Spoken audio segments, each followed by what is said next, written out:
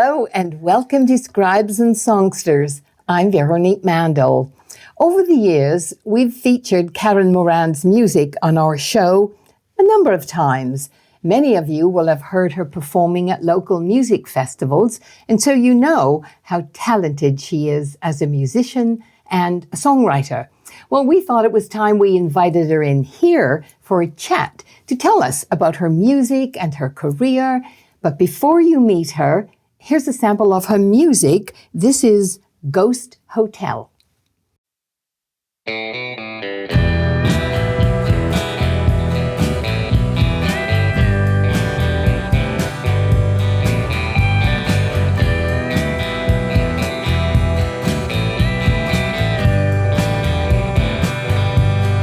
Down here in this grand old ghost hotel, I'm the guest and the ghost as well, searching for my name on these hallowed halls. Do I belong? I've been hanging out in the side graveyard, forgot how to live when life got hard, digging for them bones and bones and bones that rattle to life. Come on, baby, baby, baby, take me by the hand. Daylight's fading, fading, fading. Don't stop till we hit the promised land.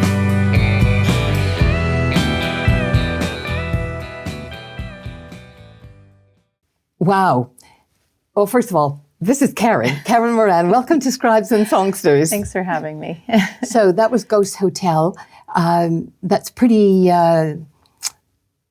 boppy. Yeah, we thought we'd Lots start. of energy.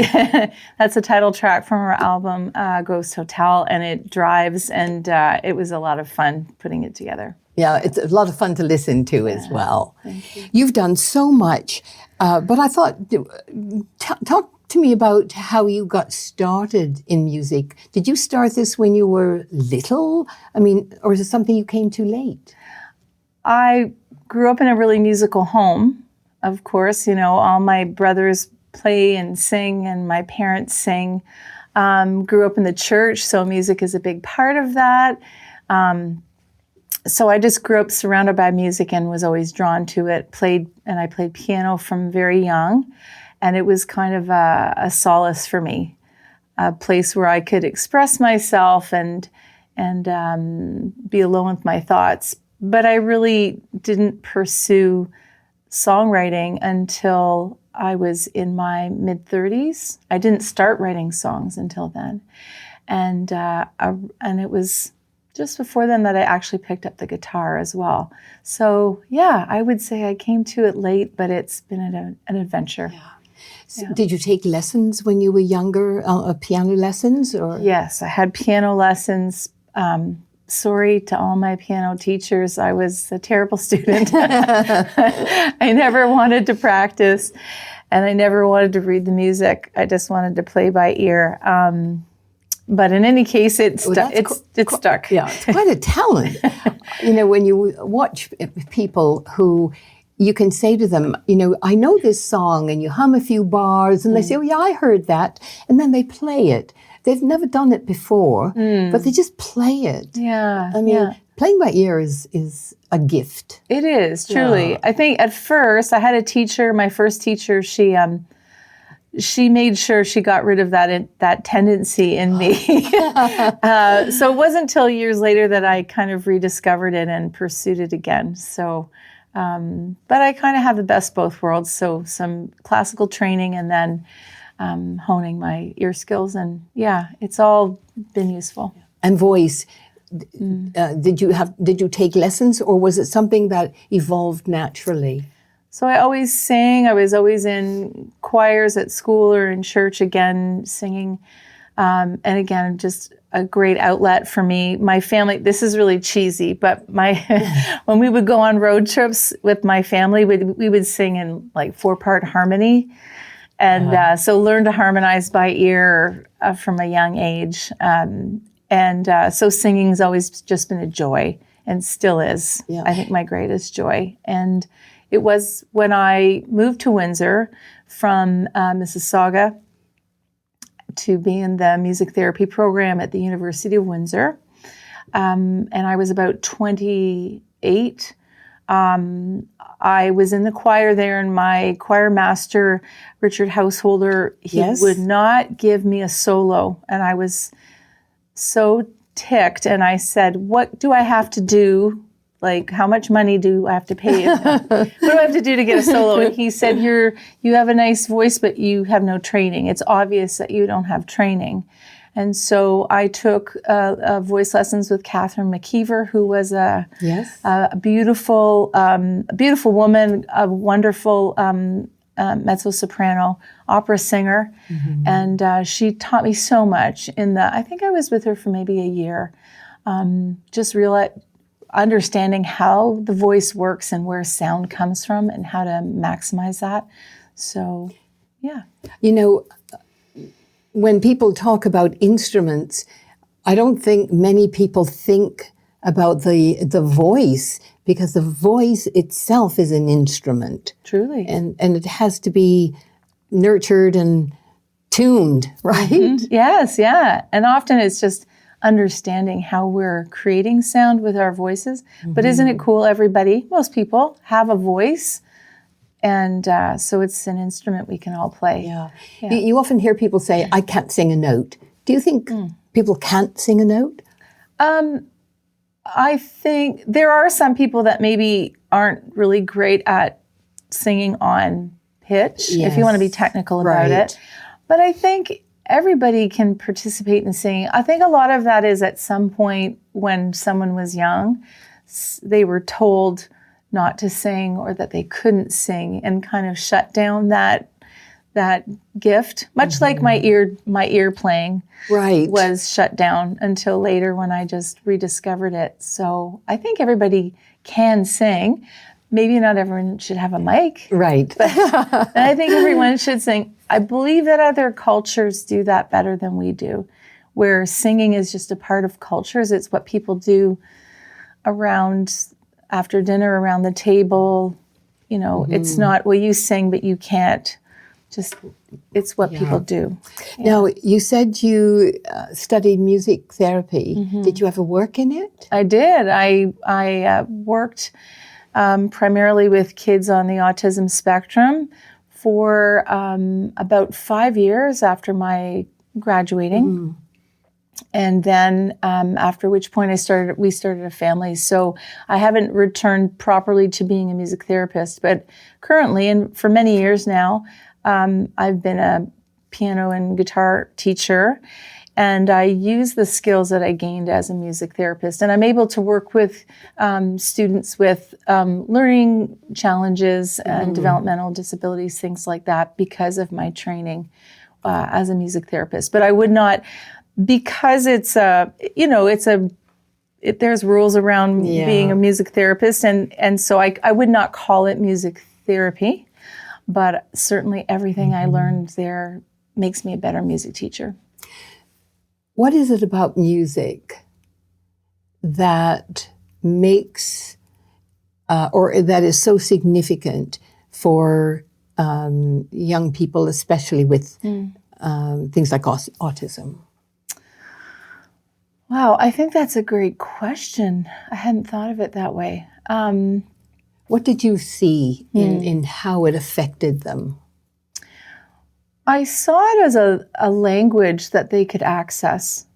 I had some clients who, I had one client that I still remember that he didn't speak at first, and he was school aged, did not speak, but one of his first words were in singing. He sang words. Wow. So the thing, if you want to talk neurology, we won't go too deep, but if you want to talk brain stuff, when we create music, singing or playing an instrument or both, our entire brain is engaged like nothing else. There's nothing else that humans can do that engages all parts of their brain like music does. Wow. So I believe that that's part of it. It's like a language they can access that's more accessible than, say, just mere words. And there's also the emotional aspect of music that we all sense. I think something that draws us, it expresses something sometimes without words that we're feeling, but we've never been able to put, words to ourselves.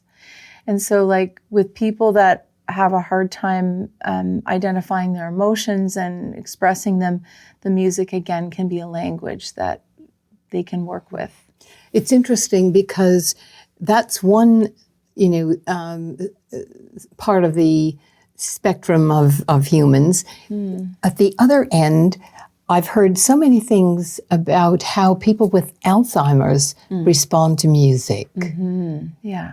And even people who are no longer verbal or have any memory, if you play a piece of music they grew up with, Yeah.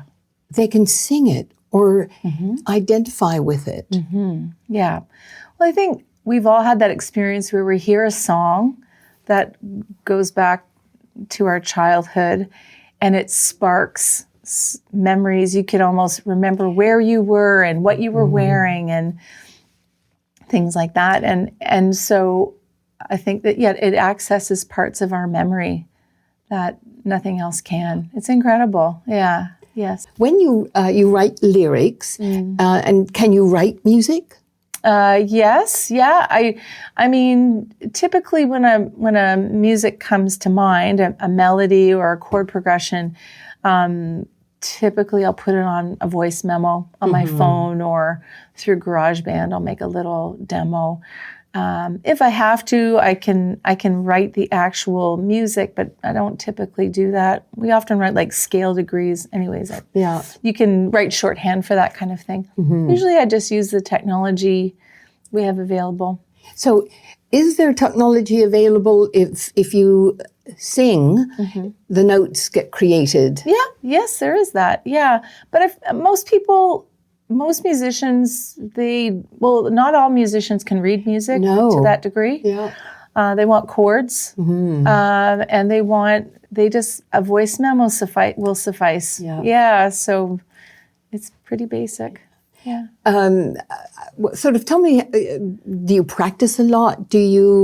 How much time do you spend at your craft? I do practice a lot, and I practice every day something, but it's become more of a compulsion and a habit.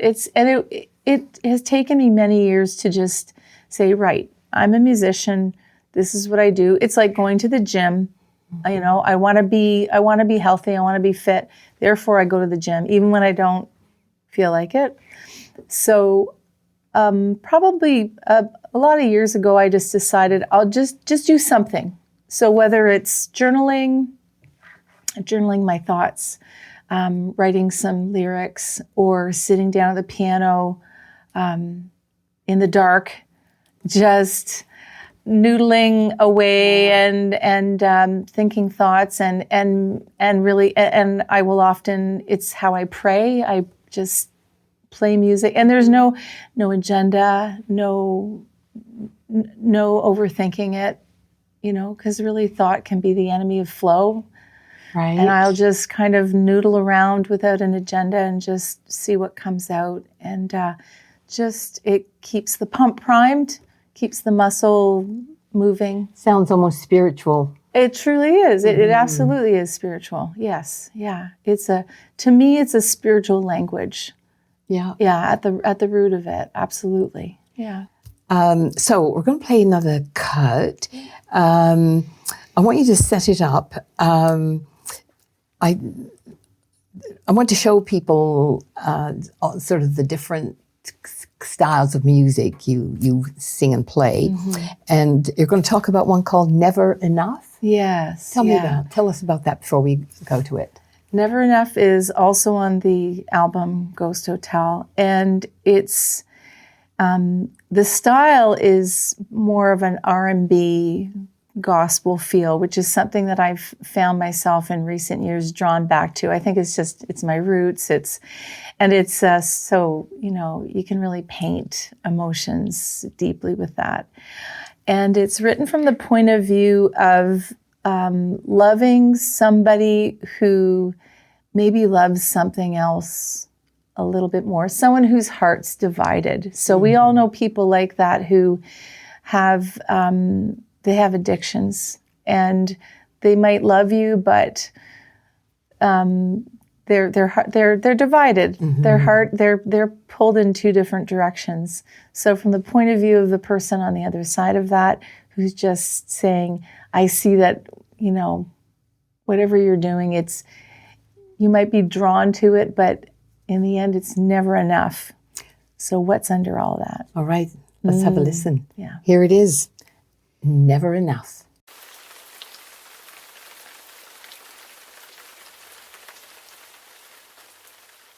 Do you hear me crying out to you when the day is done and nighttime falls around?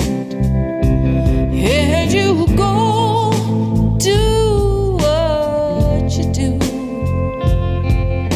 Oh, baby, can you hear me crying out to you?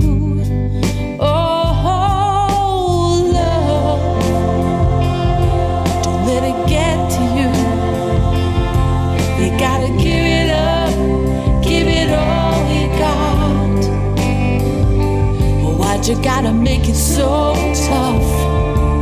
With you, you know it's never enough.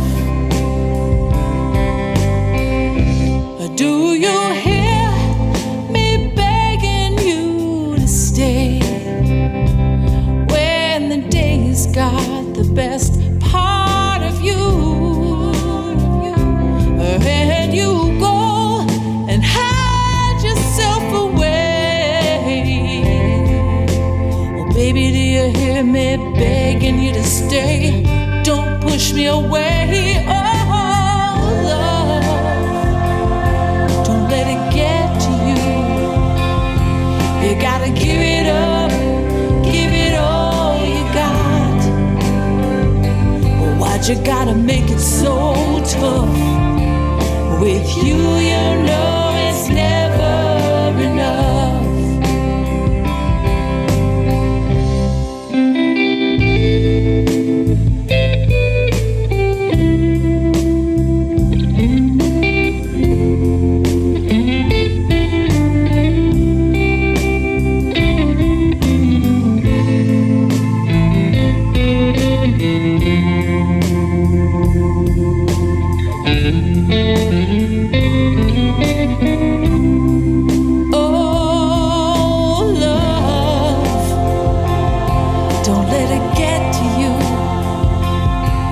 Gotta give it up, give it all you got. Why'd you gotta make it so tough? With you, you know it's never enough. Oh, oh, oh, love, love, love. Don't let it get to you. You gotta give it up, give it all you got.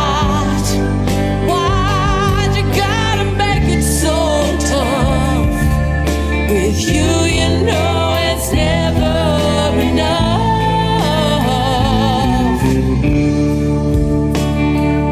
Oh, love. With you, you know it's never enough.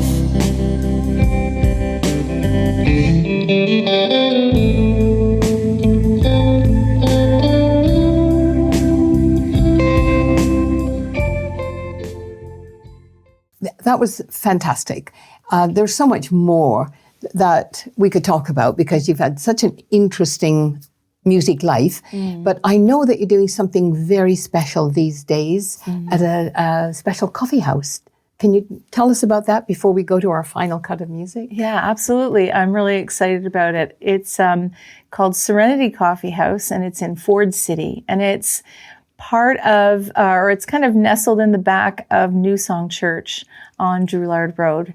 And it's in collaboration with New Song Church, which I found myself involved in about a year ago. It's a really rich place for artists. We have great music there and a very robust recovery community. And I'm finding at the coffee house, we have people from all walks and, just people from all over. And it's an awesome gathering point, and people are really finding community there. Every Wednesday we have live music. We have comfort food. There's coffee and some fare. And we have local acts. We have open mics, and we're experimenting. So we're trying different things like different themed nights. We're having a games night. We're having a literary night where we're hosting a number of poets. So we're kind of open to anything going on in the area, and we're finding people come consistently because there's not a lot of places to experience live music and culture during the week, and in a sober environment, which for some people is important. And it's before bedtime, which a lot of us appreciate. Yes, exactly. Yes, before it's just around where the streetlights come on. So, It sounds absolutely fabulous, and I hope people will check it out. Yes. So we're going to go to another cut of music on Ghost Hotel. So we've got a nanosecond left. Why Ghost Hotel? And tell us about Easy before we play it. All right. A ghost hotel, the idea of that came from, it's actually an Airbnb in a neighborhood and typically a nice neighborhood where people, so it's an empty place. Like it's like a haunted house because no one actually lives there. Oh, wow. But it acts like a hotel. And of course, many people don't care for those situations in their neighborhood. But I thought of it more from a metaphorical standpoint, like being somewhere where you, I think as a creative person, a lot of us feel like we don't quite fit in or we quite belong when we're in different places, and we feel like we're like in a ghost hotel. And the people around us in the neighborhood are like, what are they doing there? They don't. Yes, yeah. And Easy. Easy. I loved it. It's a hopeful song. I wrote it out of a very tragic situation. Somebody that I knew, a young man, took his own life, and it rocked my world. I couldn't make sense of it. I knew him well. He was a gifted musician and just a brilliant kid, an old soul, and grew up in a family of faith. And I couldn't understand why someone who had so much and so much potential had so much sadness and darkness, and to the point of checking out. And so that's where the song came from. And it was just my way of working through all those thoughts and feelings, but that because of my belief, and I feel hopeful that there's something brighter for him, for us on the other side of all this. So yeah, that's Easy. Well, it was certainly easy having you with us today. Thank you so much. Thank you for having me. And I wish you all the best. And the album, if you want to go and check it out, is called Ghost Hotel, and you'll find lots of other wonderful music. Karen Morand's really wonderful stuff. Thank you. Thank you. And so that's all the time we have. You're going to hear the final song, Easy, at the end of the show. And unfortunately, that is all the time we have. Many thanks to our guest, Karen Morand. Thanks to our Scribes and Songsters team, producer Brian Sweet, and technical producer and great editor, Gary Glass. Thanks Thanks also to Tony Toldo and the Toldo Foundation, and to Neil and Tina Quiring for their support. Thank you for watching. Hope to see you soon, right back here on Scribes and Songsters. I'm Veronique Mandel. Bye for now.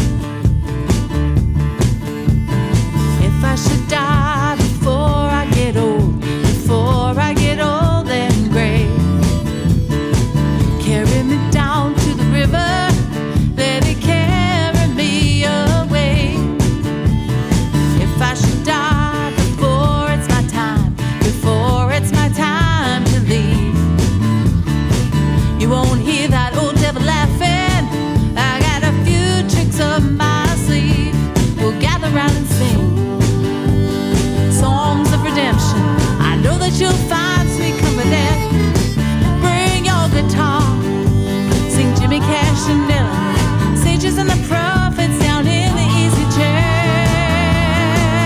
We'll rest easy.